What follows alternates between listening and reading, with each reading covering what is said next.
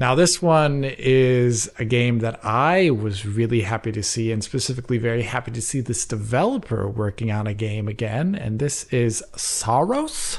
Mm-hmm. Am I saying that right? Saros from Housemarque, who made, back in 2020, I believe it was, or 2021, Returnal. I was given the strange task of covering a PlayStation 5 title when I'm the PC guy. And usually I don't like playing games on console. And here I was like, whoa, what is this game? It's like a mix of body horror and existential horror and really cool arcadey rogue gameplay. And it was fantastic. Returnal is an amazing game. And then it came out on PC, which I was grateful for in spite of some issues. But here we're seeing Saros, which based upon, from the trailer itself, you can get a sense that it is building on the ideas of Returnal. Just the main character is talking about essentially waking up and reliving an experience again, which is very much like Returnal. But this time around, you're playing as a guy and not a gal, and you have a gun, and you're looking at some sort of strange, I don't know, science fiction mixed with I have no idea what's going on in this trailer, but reading the PS blog about this entry, it does seem to be building on the gameplay from Returnal. And they kind of hint at that at the end of the trailer, where it zooms in on the character's eye and you see the kind of characteristic arcade shooter kind of boss battle level of projectiles showing up in his eye there, and they start spiraling toward him, which you could find all over Returnal. Tons of enemies had these kind of projectile attacks that you'd have to dodge and avoid. But here, I think the key difference, as the blog points out and as hinted in the trailers, like coming back stronger. So if you do die in this game, maybe there'll be a similar system to Returnal where the world rearranges and you do get a somewhat of a reset. But there will be more progression through deaths in this game, which maybe it disappoints some, but I think I actually like that idea.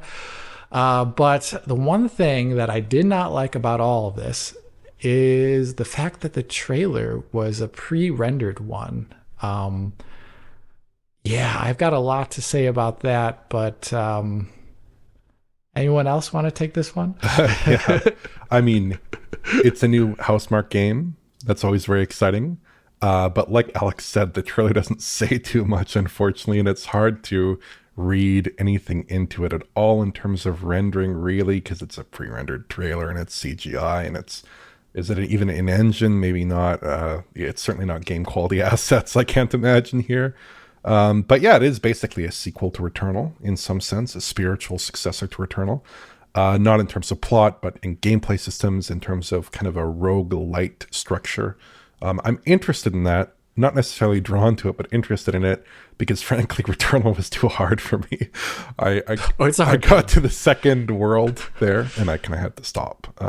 And I didn't like the progression, or rather the lack thereof. Like, you don't really have too much that persists between saves outside of your progression through, like, the start of each world or whatever, each level. That was a little bit of a lean offering for players who might not be the most skilled at that kind of bullet hell type of shooter there. But here it does sound like you get permanent upgrades. Every time you die, you quote unquote come back stronger, as the trailer suggests. And in the PlayStation blog, they specifically say like suit and weapon upgrades are on the table here.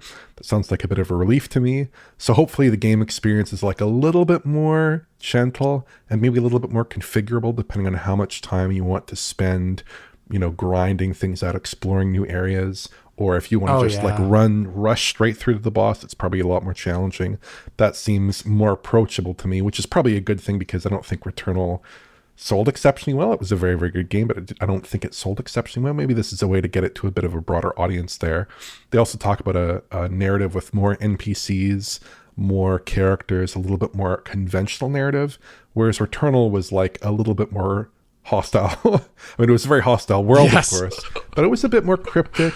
It was mostly a kind of the main character. There was a lot of focus on that main character, not as much of a focus on any kind of like conventional storytelling.